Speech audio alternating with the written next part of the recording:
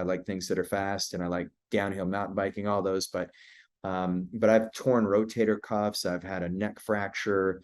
I've torn my meniscus, and so having regenerative medicine procedures has just kept me just as fit, if not more fit, now in my mid-40s than I was in my 20s. So, welcome back to the Dream Architect Life podcast. I have an extra special guest with me today. I'm going to give you the formal introduction before he gets to talk a little bit about his story and himself.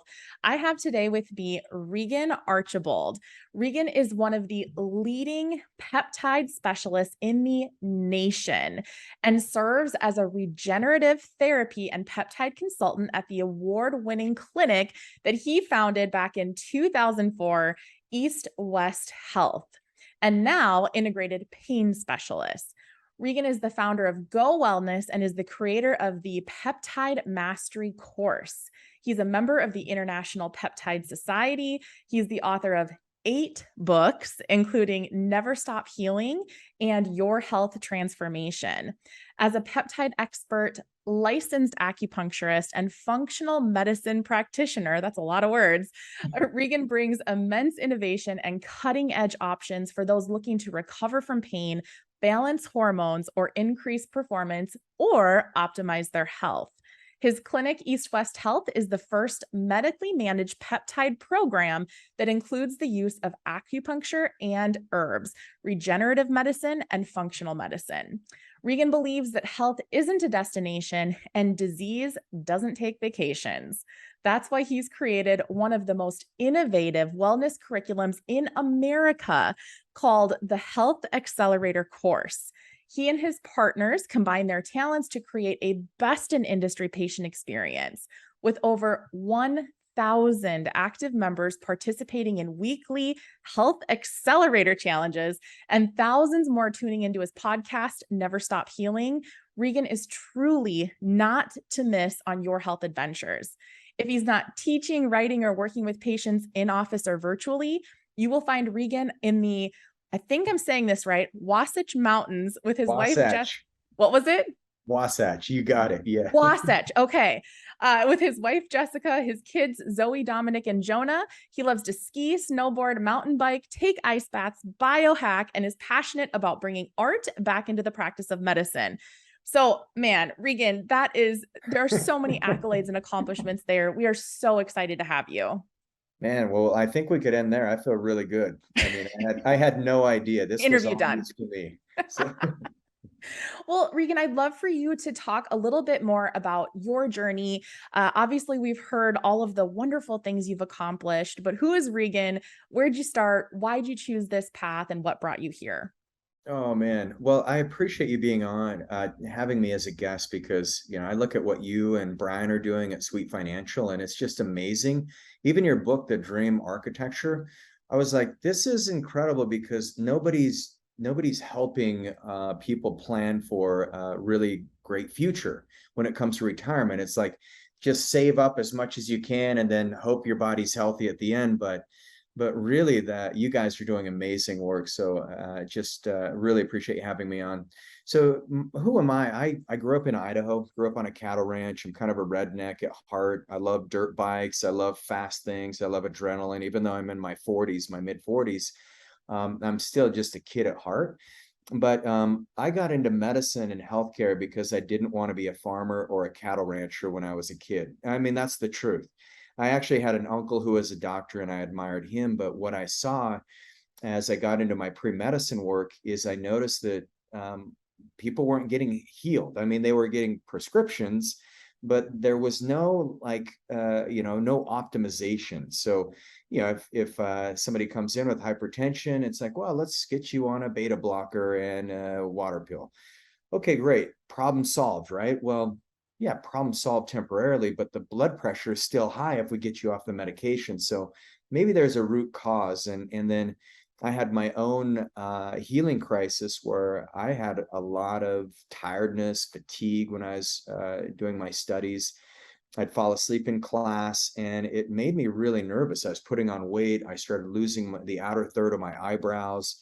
And I went to 5 different medical doctors, and they all said, "Oh, Regan, you're just stressed. You need to take less school, less classes. I was taking about 18 to 20 credits every semester, but I knew there was something else. And so eventually it was a naturopathic doctor and an acupuncturist who diagnosed me with Hashimoto's. So I had an autoimmune condition. And then instead of going to conventional medical school, I went to an integrated medical school in Hawaii where I learned Eastern and Western medicine there. And that's why my clinic is called East West. And because I said, Mm. man, I love the Western sciences and the innovation, but I also think that the body is designed to heal. We just need to remove the interferences and get rid of the triggers that are keeping it in a state of unhealth, and then build up deficiencies so that people can actually start feeling their best. And we've been doing that for almost 20 years now. Wow. I think about your journey and how so often people just accept the surface level answer, like the stress. I mean, I can't tell you how many times in my life, be it maybe they were stressful periods, but where you go in, you get things checked out and they're like, well, you just need to find yoga or you just need to, relax a little bit, chill out, Brittany.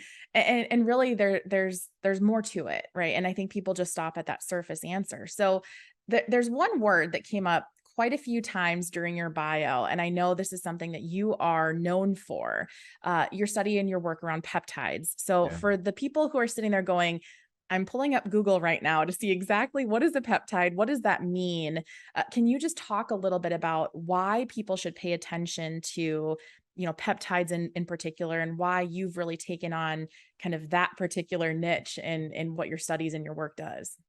Man, well, and let me know if I get too nerdy, Brittany. You can easily just mute me and then you can fill in the words. I'll just talk Um, over you. It's fine. but yeah, peptides, I'm passionate about them because, first of all, I found that not only did it really help calm my kind of ADD brain, using Mm, peptides as nootropics. That's originally how I got into them over a decade ago.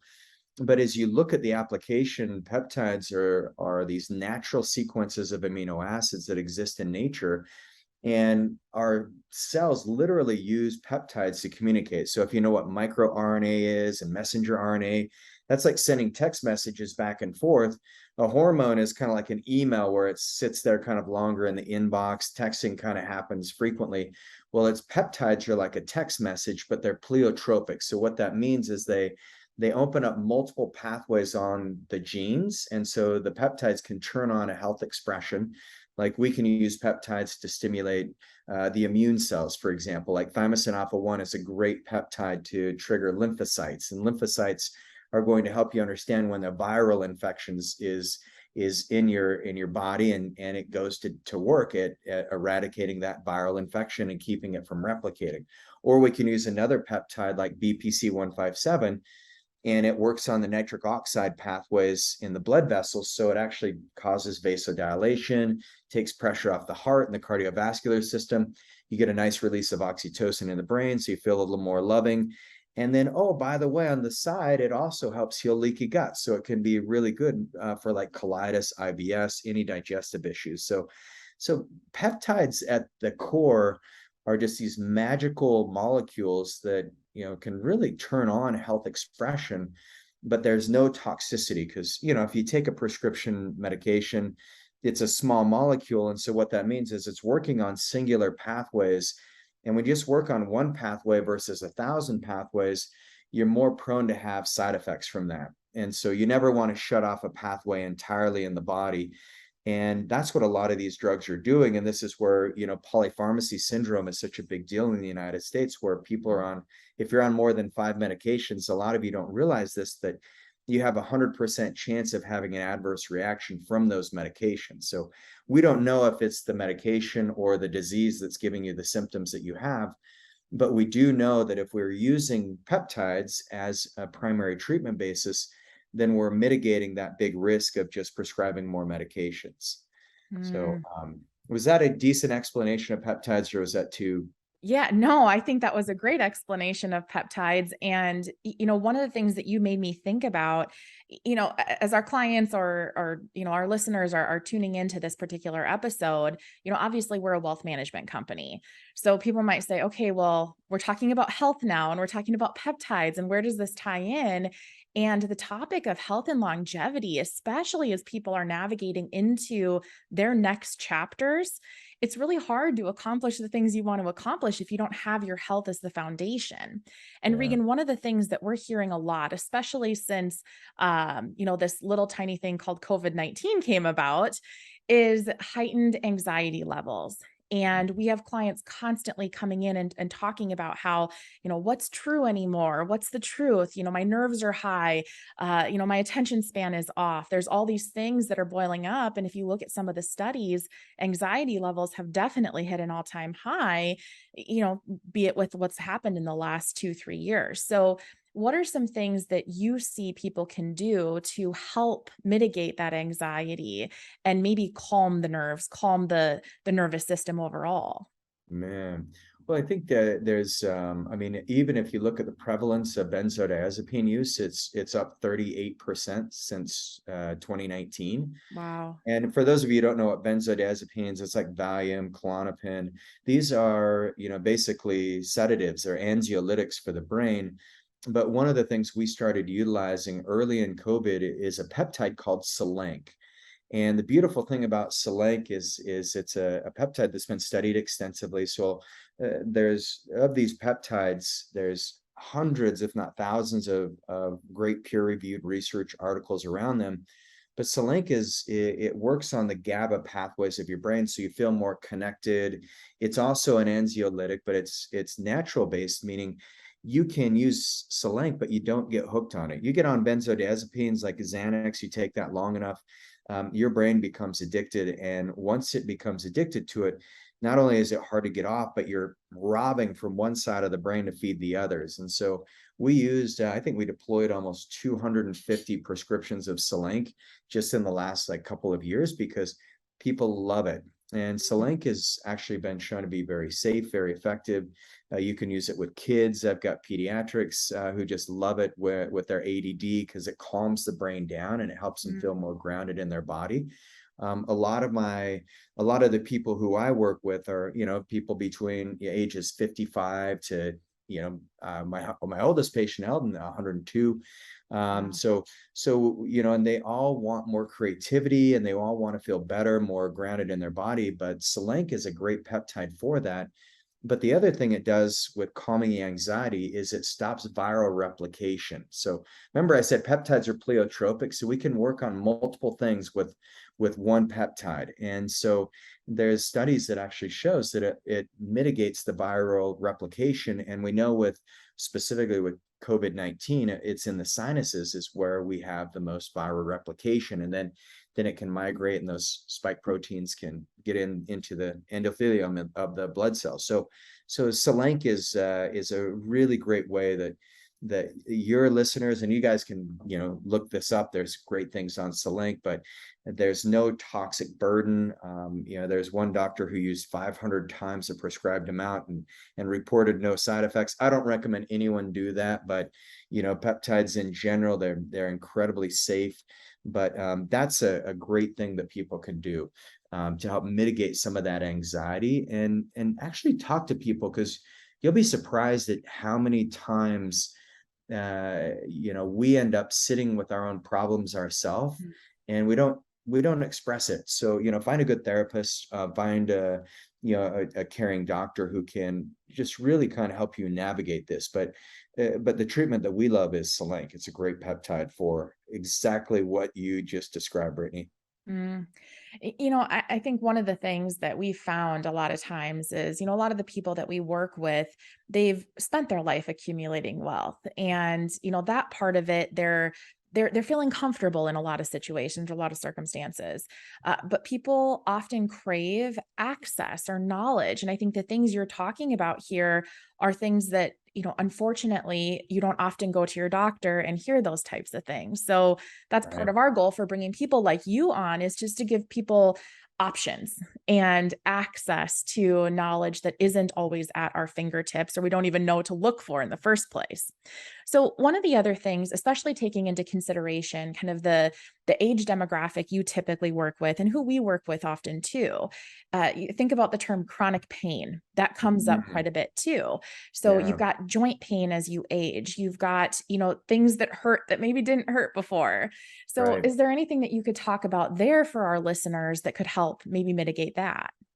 Yeah, so actually a patient comes to mind and her name's Joan and she's been a patient of mine for, I don't know, quite some time, but Joan had 13 kids and so she's an entrepreneur in and of itself. Like I look at mothers as being some of the greatest entrepreneurs on the planet. They're just so gifted and they take care of so many different moving parts. I could never do that the way they do it. But the beautiful thing about her is she had knee pain, bone on bone. She had degeneration in her hips. Her back was bothering her. Joan got to the place where she really at her core she did not want surgery. She didn't want to be a bionic woman. These are her words.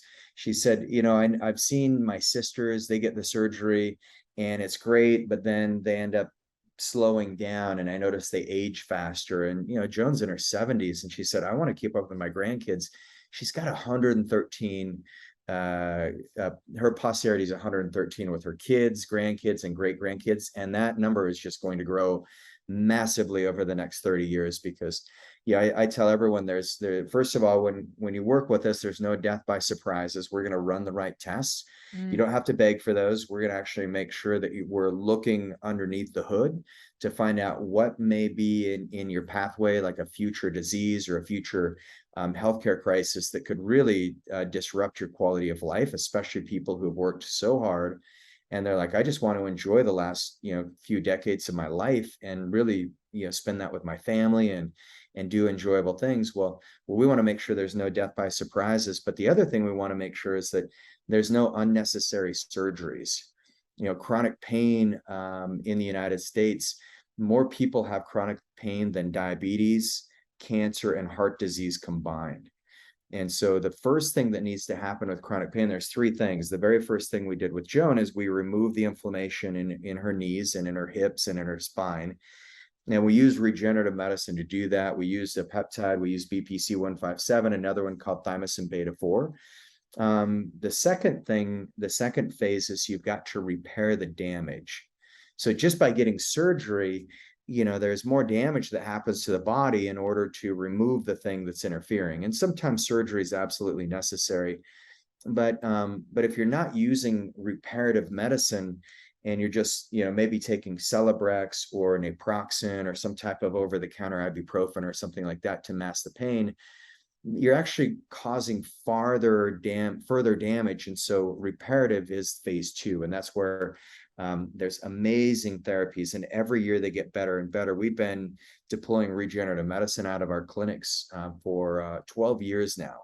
And so we're some of the pioneers in it. But I can tell you, as someone who's had regenerative medicine, stem cell therapy 23 different times, I mentioned I'm kind of an adrenaline junkie. I like things that are fast, and I like downhill mountain biking, all those. But I've torn rotator cuffs. I've had a neck fracture.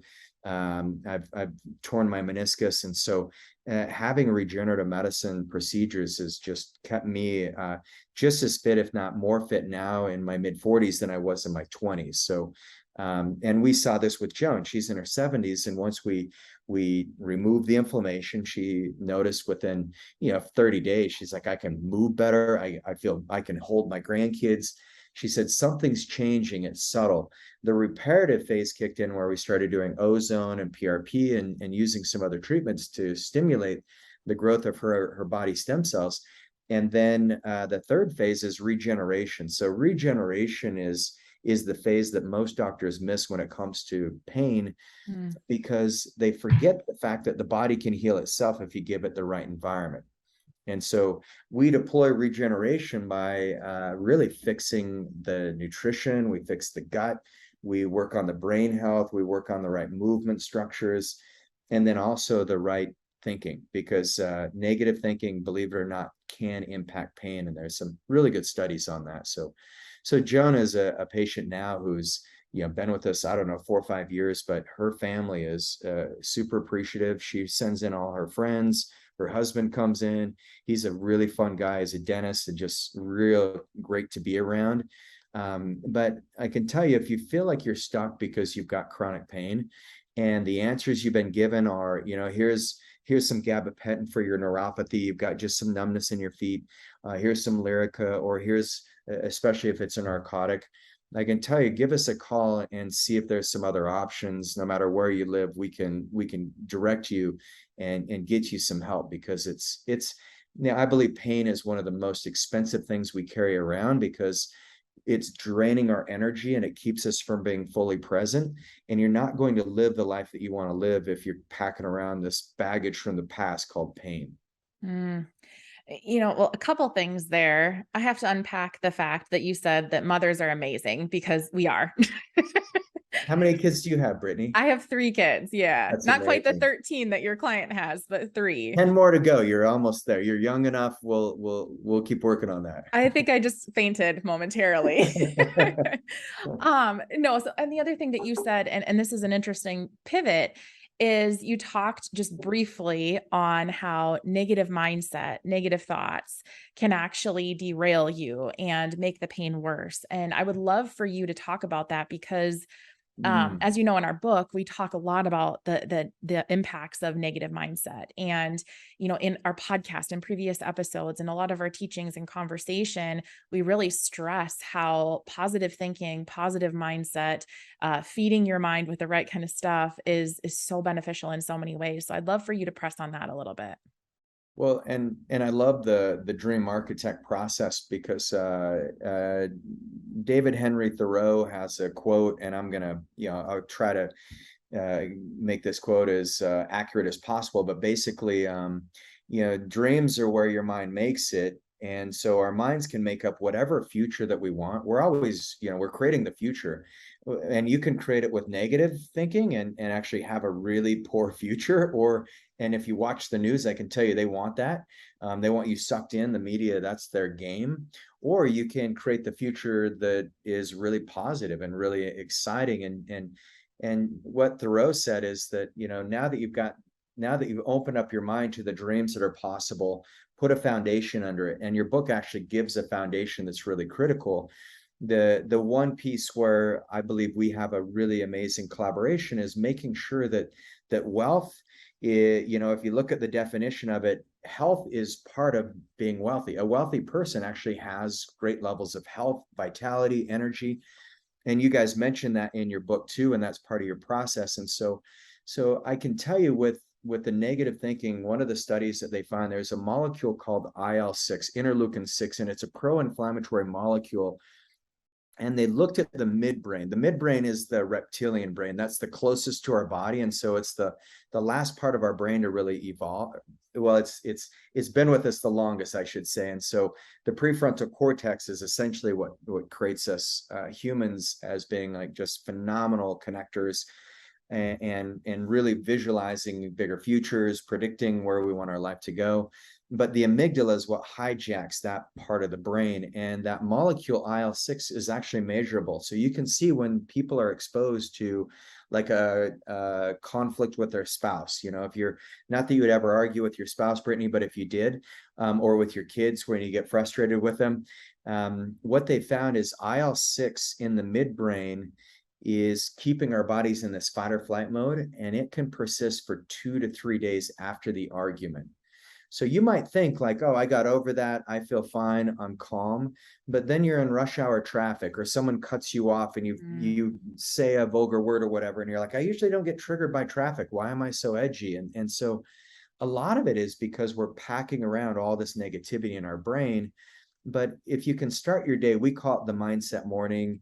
And I know you guys have great kind of almost like mantras or affirmations in your book. But if you start your morning off and actually put the things in your brain and start visualizing what you want your day to look like, and if you can construct one day that's really good, then why couldn't you do 2 days that are really good, where you actually visualize this is what today is going to look like? And things are going to be unexpected. I'm going to have about 80% of my day will be predictable, and the 20% will be unpredictable. But instead of me looking at the unpredictable as frustrations, I'm going to look at that as the raw material that I need to create an even better day. And so if you just spend 2 minutes, we found that with our members in our Accelerate Wellness programs, by the end of their 60-day reset, we have their brain to the point where they're creating this amazing day consistently instead of just doing it, one day out of 30 is really amazing. And then as we use peptides, we actually are calming down that IL-6. So I guess you could call it a bypass or a shortcut. We're innovating so that we help flush out that IL-6 out of your brain so you get over those conflicts much quicker. Mm. The word that keeps coming to mind here is intentionality. And that's something that we talk about a lot here on the podcast, but just in everyday conversations about how important it is to create that intentionality, whether you take it hour by hour, day by day, week by week. And that's exactly what you're talking about here. And I want to bring it into the conversation of value alignment. That's something that we talk quite a bit about also, is just how you have to define what true wealth means to you. And I'm so glad you took it there, because I didn't prep you on this part of it at all, is, defining how, what's a meaningful life to you, and what means something to one person is not going to mean the same to another. So pulling back the layers a little bit into who Regan is, how do you define value alignment? Hey, it's Brittany here for a little tiny interruption. Brian and I have some really exciting news, and that is that our newest book, Dream Architecture, is officially launched. It is live. We have been working for a really long time to bring you quality content. This is all centered around really similar topics to what we talk about on the podcast here, but we're going even deeper. We're looking at where money and mindset meet so that you can focus on a life filled with possibility, a life filled with abundance, and one that creates true fulfillment for your future. So be sure to grab a copy. You can download it if you've got a reader, if you've got a Kindle. You can get your physical copy. Go to Amazon.com and look up Dream Architecture by yours truly, Brittany Anderson, and the wonderful Mr. Brian Sweet. We look forward to hearing your commentary and your feedback, and really hope this can help you continue your focus on possibility. Now we'll get right back into the episode. What's something that you could touch on there? Well, I think as I look at life, I think health is the number one. So people who say my health is my number one priority, I want to work with those types of people, because here's what happens when you're healthier. When that becomes your value, because then you say, okay, well, that's going to influence the foods you eat and the people you shop with, right? The farmers markets, or are you using grass-fed beef? I grew up on a cattle ranch in Idaho, so I'm big into supporting ranchers and supporting local farmers. I mean, these are really important things. But then you also say, well, if health is my number one priority, how am I going to behave if someone does cut me off in traffic, or if somebody says something offensive? Am I going to really get triggered by that? Or am I going to think about the health of my brain and those interleukin-6 molecules that are just causing massive brain damage? I mean, literally, that's what triggers Alzheimer's and dementia, is IL-6 accumulation in the brain. So then you have to ask yourself, well, from a mental perspective, I think there's something I could do. And then what about exercise? Movement is healing. And the newest research, and I just was teaching a longevity mastermind that Brian was at, and I shared this research that just came out, that they followed 130,000 people for 30 years. And they found that there's one predictor there, looking at exercise and how many minutes a week the people who live the longest exercise. And they found that it's between 300 and 600 minutes every week. Right now, most people think, oh, if I get 100 to 150 minutes, I'm good, I'm set. But you'll live 26 to 31% longer if you're actually exercising. So all of our members are exercising 30 minutes in the morning, 30 minutes at the evening. One of those can be high intensity, one of them's low intensity. But it works out really well if you just create these rhythms. But if you're not moving your body, if that's not, so once again, if health isn't a core value, then you're not going to do that. Or you're going to say money is more important than my health. And so you're going to work 80-hour weeks, you're going to be stressed at your work, you're going to be competitive with other people. And that money will never be of value to you. So money is just an energy and a currency. And I know you guys talk about this and we're totally aligned on that. It's not the means to an end. It's actually using your money as a way of improving your health is the value system that I love to see with patients. And I invest almost 6 figures every year into my health, and it's been the best investment I've ever made. I've done that for almost 10 years. So Wow. I think when I look at values, I think it all is central. And of course, I'm in the healthcare field, and so so I'm going to say this, but it's all central to health. But all those different aspects of health all spin out from it. The first thing that pops in my mind there is a quote that Brian has used 1,000 times over, and I can't remember the source of it, but it's something along the lines of, the man who has his health has 1,000 wishes, the man who doesn't has one. Right. And I think that's such a great, foundation for people to start thinking in maybe a different way where, if you're entrepreneurial in nature or, you're kind of chasing that next level of success, that chase isn't very fulfilling if you're, laying in a hospital bed somewhere, or you're, not able to physically do the things that you want to do, or your mind all of a sudden is not capable of, doing the things that you want it to do. So I Right. think that's a perfect definition when you think about value alignment and why health should be top of mind and really the first thing that you're focusing on. Well, So Regan, I would love to know, if you think about, you seem by nature an optimistic person, and obviously, the science behind it, why that's so important, but you're human. And I would imagine that just like the rest of us, there's times where you're frustrated or down, or, maybe just not feeling like your best self. So what are some of the things or practices that you put in play, maybe outside of the obvious with the physical movement and things like that, but what are practices you put in play to bring yourself back up above the line? oh man, this is an exciting question because there's one thing that I love to do if my energy is not quite right or I'm kind of in a funk and because I tend to be pretty extroverted, but I need my introversion time. And sometimes my wife thinks that I'm just like, hey, I want to talk to you. Why are you reading? You got your book, your face is buried in a book again, or whatever. So, but it's a cold plunge. And cold plunges can literally change your state of mind. And there's actually some great research behind it. Well, first of all, have you ever taken an ice bath, Brittany, or jumped in a really cold lake or river? Yes. What's it like when you jump into that river or lake? It's shocking at first. Uh, And it but takes a I mean, minute. it's amazing though how you feel when you come out of it, but shocking is the first word that came to mind. Feel like you got slapped almost, right? Oh yeah. Like Yeah. your The whole wind knocked out state, of you. yeah, your whole state of being just gets like triggered. Like Yeah. you went from pre-ice, pre-cold exposed Brittany to post-cold exposed Brittany. And I can tell you, you probably would say you're a better person after you've had the cold exposure than before. Your life doesn't seem quite as complicated when you're in cold. Yeah.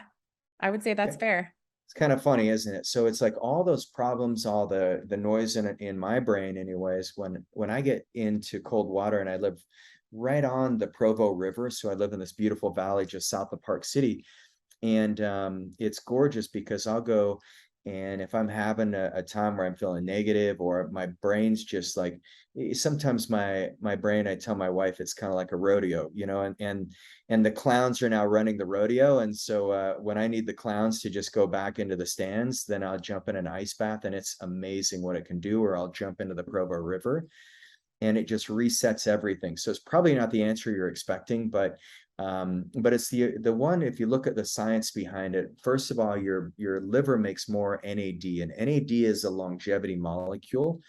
And when you have adequate levels of NAD, it clears up all the sirtuins, and those are the guards on your DNA, and so they protect your DNA. But every time you get cold, you get this nice protection of your DNA, so your cells will start communicating better. When your cells communicate better, I guarantee you're going to start communicating better to your spouse or your coworker or whoever it is. The second thing that happens is you get this nice constriction of your blood vessels, and that constriction creates this nice plasticity so that you don't age as quickly. So you just feel better, your body's circulation works better, and you get rid of a lot of that inflammation just by taking these cold plunges. And so I do it every day. Everyone who Mhm. works with us, we say, hey, we make it a thing, at least do a cold shower. It can really change your state of being. And that is probably the most uncomfortable thing you're going to deal with all day. I am glad that you gave a non-obvious answer because it was a transparent one and it was an exceptional one. I don't think that, especially when I think about some of what our clients are or are not exposed to, that topic does not come up very often. The other thing that I just thought was funny that I'll just pull out is that I've always said I am an introverted extrovert, and allowing that recharge time to be able to just have some peace, to not have people around. I think that's important. And I know a lot of, I guess, call them high achievers that have that same kind of thought process where I love people, I love being around you, but I need that recharge time.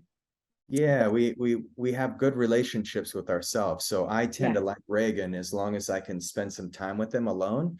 We get along great. I'm sure Brittany, this is kind of weird. I'm speaking in third person, but Brittany Yeah. feels good about Brittany when Brittany can be alone with her, just like you need to be alone with people you're close to. Yeah. Amen. Absolutely. Well, I would love to know, looking forward, what's something you're working on right now that you're really excited about? Oh man. Well, I'm really excited about the conference that we've got coming up that we're working together on. That's going to be amazing. The Health and Wealth Summit, whatever. That's going to be incredible. But I'm working on this whole new series of tools. It's called Timeless Health. So it's a timeless health Mhm. series. And this is actually the formation of my next book, which will be on timeless health. So it's just principles. And so I've identified 16 different mindsets that feed into it, into these timeless health thinking. And then I've got 8 treatment strategies. And so the treatment strategies are obviously where I nerd out as a functional medicine practitioner and peptide expert. I'm like, this is going to be amazing because then people can take these strategies, and then there's lifestyle. There'll be herbs, so I'll put some Chinese herbs in there. There's detox protocols, nutrition, exercise. So everything is going to be all catered to people who want to live beyond 100, and but do it in a fit way. Mm, So the premise of the book is to live your life to the fullest until you die, and then to have what's called compressed morbidity. So maybe in the financial world, it would be like, bounce your last check as you go in the grave, just go and live your best life. In mine, it would be, instead of the last 10 years of your life essentially being in a nursing home, let's compress the time in which you die so that you die really fast at an old age. So you die young at an old age, but you die fast. And it's a Chinese medical principle. They've been talking, emperors talked about this 3,000 years ago. So it's now a principle where there's some science behind the fact that if your body's super healthy and robust, when it's your time to go, you're going to go fast instead of the decade long kind of dragging you through the coals. yeah. I just think it's inhumane when that happens to humans. And so my big excitement right now is creating mindsets around that process. Wow. Well, I know that we definitely want to stay in tune to what you're working on and creating because that sounds fascinating. And I think you're set out to help so many people because you're right that that decade drag out, or however you said it. I mean, I don't think anybody, number one, wants to go through it themselves, but they also don't want to see their loved ones go through it. So, Mhm. Regan, before I ask you my very last question, how can people get a hold of you? How can they learn more? I'm sure there's a million questions running through people's minds right now. So if you'd like to text, you can text me and my team at 801-582-2011. And then you can easily just go to our website. It's acueastwest.com. So pretty simple, acueastwest.com.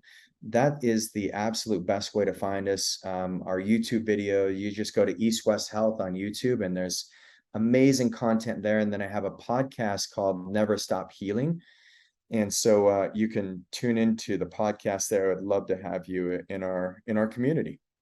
Excellent. Well, my final question is, what haven't I asked you that I should have? Wow, I think maybe what would be an interesting, I think for your audience is maybe we could talk about the Fitness 50 at age 100. So Dan Sullivan, who we met through Strategic Coach, is just an amazing mentor of mine, and so maybe we could talk a little bit about that. We can leave them with this nugget of wisdom from Dan. Yeah. Yeah. Let's do that. Awesome. So Fitness 50 at age 100, imagine that you are entering into your 100th year of life. And if, as you think about that, Brittany, you're like, well, am I going to have like a cane with me, a walker? You know, you probably see yourself as like not being able to move your body very well. I mean, most people do when I've asked them this question. What comes to your mind when you think of the 100-year-old version of Brittany? I think about moving maybe a little slower, some gray hair, no more dye jobs. Okay, but yeah, but one of the things that we want to do is prepare your brain so that no matter what age you are, imagine that you have the fitness levels that you do at the age of 50, and you're not even close to 50, Brittany, so you got a ways to go. But that's the concept behind this thinking. So take a minute right now and write down some of the things you'd like to do. Like, I want to be mountain biking. I want to be able to run like Charles Euster, a retired dentist. He took up running at the age of 87 and broke a bunch of world records. Ran till he passed away, which was just before the age of 100. So there's people who are doing this. I want to be able to pick up heavy things like, lifting weights or lifting grandkids. I want to be able to ride my dirt bike. I want to be able to think very clearly. I mean, so all these things, it requires us to kind of put it in our brains that we're going to be, expecting our body to do certain things at the age of 100. And so I'm just going to leave that with your listeners is write down those things you want to do at the age of 100 and then every day work on it. And you will be able to do a lot more than you ever imagined when you reach that age. Mm. I think that's a brilliant way to end this. And there's so much value in everything that you've talked about today. So we are, like I said before, we're so excited to continue to see the value that you put into the world and looking forward to collaborations in the future. We've got some really cool stuff coming up for our listening audience. We'll be queuing you into some more goodies around that here shortly. So Regan, thank you again. Can't say how much I appreciate this. We know that you really left our listeners with a ton of value. My pleasure. Thanks for having me, Brittany. Well, that wraps up today's episode of the Dream Architect Life podcast. Be sure to like, share, and rate us. If you go ahead and download, you'll be the first to know whenever we drop a new episode. So be sure to follow the channel. You can also find our video version on YouTube if you are listening to this in audio only. So we'll catch you right back here for the next episode.